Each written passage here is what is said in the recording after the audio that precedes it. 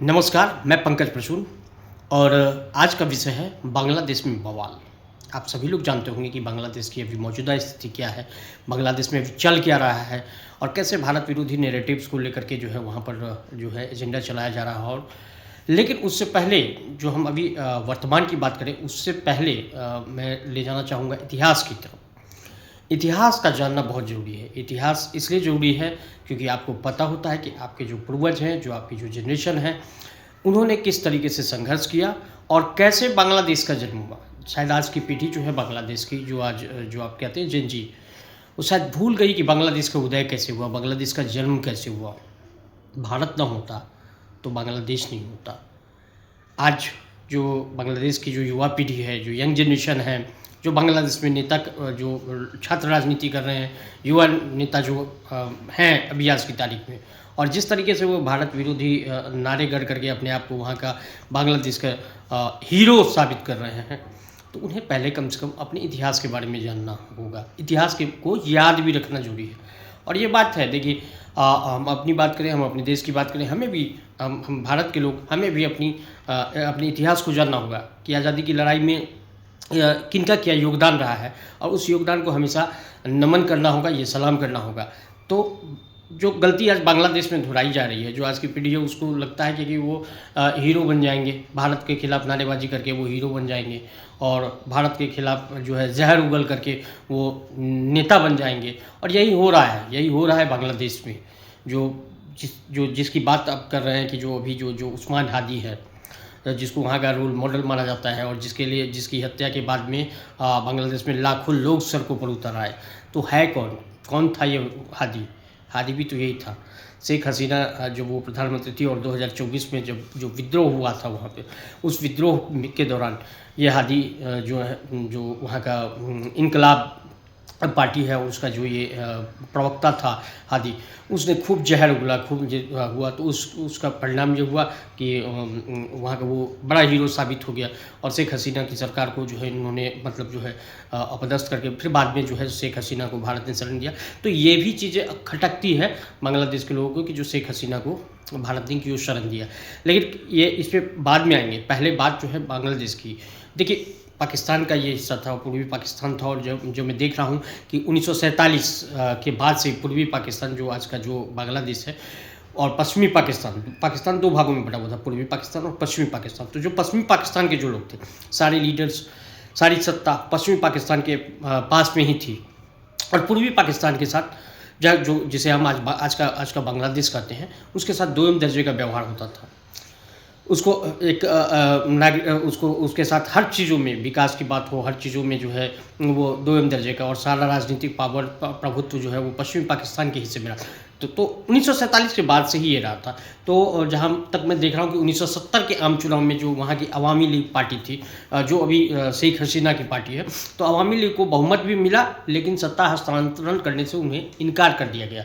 फिर क्या हुआ, 25 मार्च 1971 को पाकिस्तानी सेना जो है वो उतर आई और ऑपरेशन सर्चलाइट शुरू हुआ। इसके बाद में लगभग 1 करोड़ शरणार्थी भारत में पश्चिम बंगाल, असम, त्रिपुरा पहुँचे। भारत ने उस समय में जो है बहुत मदद की थी, और उस मदद का ही ये परिणाम रहा, उस मदद का ही ये रिजल्ट रहा कि तत्कालीन प्रधानमंत्री थी इंदिरा गांधी, उन्होंने जो है पाकिस्तान के जो अंतर्राष्ट्रीय मंच पर पाकिस्तान जो अत्याचार कर रहा है पूर्वी पाकिस्तान के लोगों पर, उन्होंने इसको उजागर किया, और भारत सोवियत मैत्री संधि का कूटनीतिक तौर पर समर्थन किया। और भारत ने फिर मुक्ति वाहिनी, जो बांग्लादेश की आज़ादी के लिए संघर्षरत था, तो भारत उसको प्रशिक्षण दिया। अब मुक्ति वाहिनी के जो लोग थे, जो आज़ादी के लिए लड़ाई लड़ रहे थे बांग्लादेश की आज़ादी के लिए, लेकिन उन ट्रेंड नहीं थे, तो उन्हें भारत ने प्रशिक्षण दिया, उनको हथियार मुहैया कराया और लॉजिस्टिक सपोर्ट्स मुहैया कराया।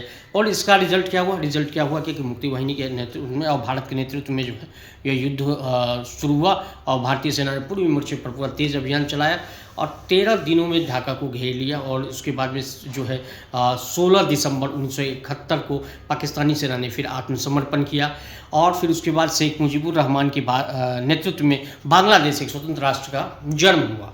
तो ये तो कहानी है, ये इतिहास है, जो बांग्लादेश का जन्म कैसे हुआ, बांग्लादेश का उदय कैसे हुआ। जब आज़ादी हुई 71 के बाद में भी जो है मतलब शेख मुजीबुर रहमान के नेतृत्व में जो है मतलब बांग्लादेश और भारत का संबंध जो है बहुत ही अच्छा रहा। फिर बाद में जो है वहाँ पे जो भारत विरोधी जो दल है, जैसे बीएनपी एक पार्टी है, तो इस तरीके से भारत विरोधी जो मूवमेंट है, लेकिन जो है अवामी लीग जो है भारत के प्रति हमेशा जो है अच्छा संबंध बना करके रखने में विश्वास करती थी। तो अभी 2024 में आप आते हैं, तो ये तो इतिहास मैंने बता दिया। और 2024 में जब शेख हसीना के खिलाफ लोगों का आक्रोश उतरा, लोगों का कहना था कि जो शेख हसीना की सरकार ने बहुत सारे भ्रष्टाचार किए, और इस भ्रष्टाचार या लोकल इश्यूज भी हो सकते हैं, बेरोजगारी या जो भी है मुद्दे, भ्रष्टाचार बड़ा अहम मुद्दा था। इसके खिलाफ बांग्लादेश की जनता सड़कों पर उतरी, संसद भवन पर अटैक किया गया और बांग्लादेश और शेख हसीना की सरकार को जो है रातों रात वहाँ से जो है बांग्लादेश छोड़ करके फिर भागना पड़ा। फिर बाद में भारत ने शरण दिए।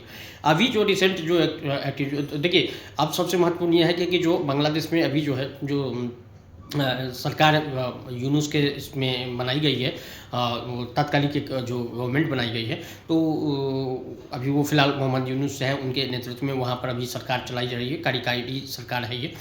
अब है क्या कि 12 फरवरी को बांग्लादेश में लोकसभा मतलब आम चुनाव होने हैं, और ये जो उस्मान हादी था वो भी एक उम्मीदवार, संभावित उम्मीदवार बताया जा रहा था कि बांग्लादेश में वो ढाका सीट नंबर 8 से वो संभावित उम्मीदवार बताया जाता था। तो वो अपने चुनाव प्रचार के दौरान जा रहा था, तभी कुछ नकाबपोश बदमाश आया और उसने हादी के सिर में गोली मारी, और फिर बदमाश वहाँ से जो थे वो फरार भी हो गए।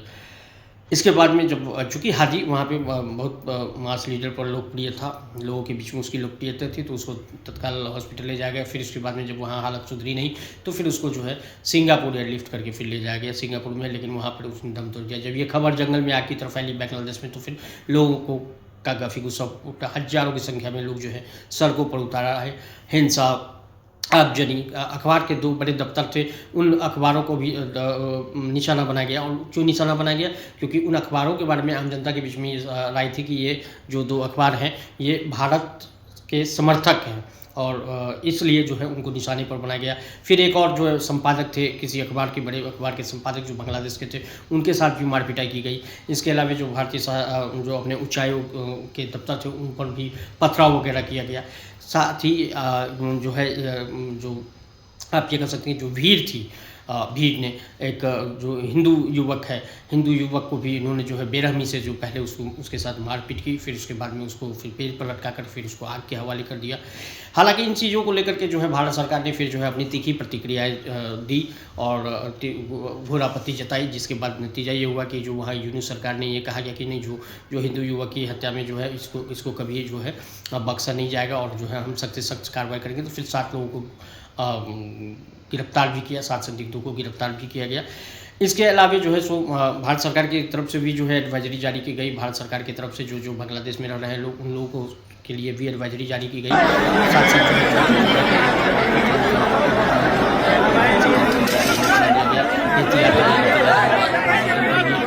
सीमा पर भी जो है एहतियात बरते जा रहे हैं। अब जब हादी की मौत हो गई, हादी के शव को फिर बांग्लादेश लाया गया। फिर उसके बाद में जो उसकी अंतिम संस्कार के मौके पर जो आखिरी जनाजा जो हुआ, तो उस जनाजे के दौरान भी लाखों की संख्या में फिर से लोग उसके श्रद्धांजलि देने के लिए, या फिर आप ये कहिए कि उसकी अंतिम विदाई में लोग पहुँचे। वहाँ भी भीड़ उत्तेजित हो गई, वहाँ भी भीड़ जो है किसी के काबू में नहीं आती, और फिर वो भीड़ जो है वो मुँह करने लगी कि संसद भवन पर आक्रमण करना है। फिर ऐसा लगने लगा कि 2024 में जो कुछ हुआ था वो फिर देखने को मिल जाए। রাজধানীর ফার্মগেট এলাকায় ডেইলি স্টার পত্রিকার যে অফিসটি ছিল সেই অফিসটি আগুন ধরিয়ে তারপরে ভাঙচুর করা হয়েছে। আমরা দেখতে পাচ্ছি ডেইলি স্টার অফিসের ভেতরের যে দৃশ্যটি, এখনও আসলে বিক্ষুব্ধ জনতা তারা ভাঙচুর চালিয়ে যাচ্ছেন। আপনারা দেখতেই পাচ্ছেন ডেইলি স্টার অফিসের ভেতর থেকে যে সবশেষ পরিস্থিতি আপনাদেরকে দেখানোর চেষ্টা করছি। এর ভেতরে ছাদের উপরে একজন আটকা পড়েছিল, তাকে উদ্ধার করেছে ফায়ার সার্ভিস। সাধারণত সাধারণ মানুষের সহায়তায় সেটি আমরা দেখেছি। এখনও দেখতে পাচ্ছেন ভেতরে কাজ চলমান আছে। বেশ কয়েকজন ব্যক্তি তারা রেজিস্ট্রারের দ্বিতীয় যে সেই ফ্লোরে আমরা দেখতে পাচ্ছি নিচে সেনাবাহিনী তারা বাইকিং করে তাদেরকে সতর্ক করে দিচ্ছে। সেটি দেশ থেকে ये सोचना होगा बांग्लादेश के लिए कोई आपने कौन काम है और आपको अपना भविष्य একজন সেনা खुद ही तय সদস্য करना है। चाहे नेता এই যে गर्मजोशी से রেজিস্ট্রার অফিসের তৃতীয় তলায় যারা রয়েছে তাদেরকে বারবার সতর্ক করছেন, इससे अगर बांग्लादेश बाइकिंग का करते भविष्य हैं। बेहतर हो सकता है तय करना সেটি আমরা দেখতে পাচ্ছি। बांग्लादेश की जनता বাইকের মাধ্যমে তিনি তাদেরকে সরে যাওয়ার জন্য নির্দেশনা প্রদান করছেন। जो स्थितियाँ हैं बांग्लादेश की वो बहुत बेहतर पूरी ही के बाद कही जा सकती है। ठीक है, এখনো बांग्लादेश का सब कुछ উৎসুক মানুষজন তারা এসে ভিড় করছে এখানে। সেনা সদস্যরা রেজিস্ট্রার অফিসের সিঁড়ি ব্যবহার করে তারা উপরে চলছেন। हिंसा की যত কম্পিউটার, ল্যাপটপ বা মোবাইল যে সকল সরঞ্জাম ছিল সব কিছু আসলে ভেঙে চুরমার করে দেওয়া হয়েছে। बेरोजगारी बहुत हद तक बढ़ गई है, हालात চুরমার করে দেওয়া হয়েছে। बेकाबू हो चुके हैं, किसी के पास দেখতে পেয়েছি এবং আপনাদেরকে বাইরের যে দৃশ্যটি जिसके जो मन में आता है वो कर देते हैं। तो अराजकता की स्थिति बनी हुई है बांग्लादेश रजिस्ट्रार- में। ये निश्चित रूप से भारत के परिप्रेक्ष्य में भी ये चिंताजनक बात है कि एक भारत के রেজিস্ট্রার অফিসের বাইরে সেনা সদস্যরা কাজ করছে, পাশাপাশি বিজেপি কাজ করছে সেটি আমরা দেখছি। এর বিরুদ্ধে আসলে কিছু বাসমান মানুষজন তারা এসে এখানকার যে সরঞ্জামগুলো রয়েছে সেই সরঞ্জামগুলো তারা নিয়ে যাচ্ছেন। সেই দৃশ্যটি আসলে চোখে পড়ার মতো। তারা এখান থেকে আসলে इस बात पर हुई है क्योंकि बांग्लादेश की उसकी सरकार जो है वो जब शेख हसीना को भारत ने चुन लिया तो वो कह रही थी कि जो शेख हसीना को उसे हैंड ओवर कर दे। तो खैर ये तो डिप्लोमेटिक बातें हुई और इन चीज़ों पर बात में नहीं जाए, लेकिन इसको लेकर के भी वो लोगों को लगता है क्योंकि तत्काल विपरीत गुस्सा जो है, जो बांग्लादेश के लोगों को है वो गुस्सा है शेख हसीना के खिलाफ। जाहिर है कि इस परिस्थिति में जो है, उनको लगता है कि भारत ने नहीं। हालांकि अगर हम देखें और पूरे इतिहास को देखें অনেক কিছু আছে সবাইকে যার যার মতো নিয়ে যাচ্ছে নাকি भारत का सबसे रहा भारत का सबसे हितैषी रहा और भारत के साथ डिवाइसগুলো তো রেজিস্টার उसका लाभ এই ডিভাইসগুলো তো व्यापारिक রেজিস্টারে तौर पर, आर्थिक तौर पर আপনারা যে इसको নিয়ে मिलता যাচ্ছেন रहा। तो यह सोचना भी होगा कि बांग्लादेश की जनता को सोचना होगा कि कौन सा फैसला उनके हित में हो सकता है। और बहरहाल जो ये परिस्थितियाँ हैं একজন ব্যক্তি রেজিস্ট্রারের অফিস থেকে কম্পিউটার পাশাপাশি অনলাইন যে সামগ্রী সেগুলো তিনি নিয়ে যাচ্ছেন এবং তিনি বলছেন এগুলো জনগণের সম্পত্তি। এটি আসলে বলে তিনি এই ধরনের সম্পত্তিগুলো তিনি আসলে রেজিস্ট্রারের সম্পত্তি সেগুলো আসলে জনগণের সম্পদ বলে তিনি বের করে নিয়ে যাচ্ছেন। এবং শুধু তিনি নয়, আমরা একাধিক ব্যক্তিকে দেখেছি এ ধরনের কাজ এখানে করছেন। নিচে আজকে ভাঙচুর এবং অগ্নিসংযোগ করা হয়েছে। তারপরে যে দৃশ্যটি এটি একেবারেই এখন পর্যন্ত স্বাভাবিক হয়নি। শুধুমাত্র আগুনটি নিয়ন্ত্রণে এসেছে ফায়ার সার্ভিসের সদস্যরা। ফায়ার সার্ভিস হেডকোয়ার্টার থেকে একটি খুদে বার্তা, এই বার্তার মাধ্যমে এই বিষয়টি জানানো হয়েছে। এবং রেজিস্ট্রারের ভিতরে যে দৃশ্যটি সেটি আমরা দেখতে পাচ্ছি। ভেতরে এখনো মানুষজন প্রবেশ করছে, ভাঙার কাজ সেদিকে তো আসলে রয়েছে। पड़ोसी देश में क्या चल रहा है इससे कहीं ना कहीं जो है उसमें प्रत्यक्ष या प्रभावित होते हैं। तो যে लोहार रड বা অন্যান্য যে সকল সামগ্রী রয়েছে সেগুলো তারা কুড়িয়ে নিয়ে যাচ্ছেন।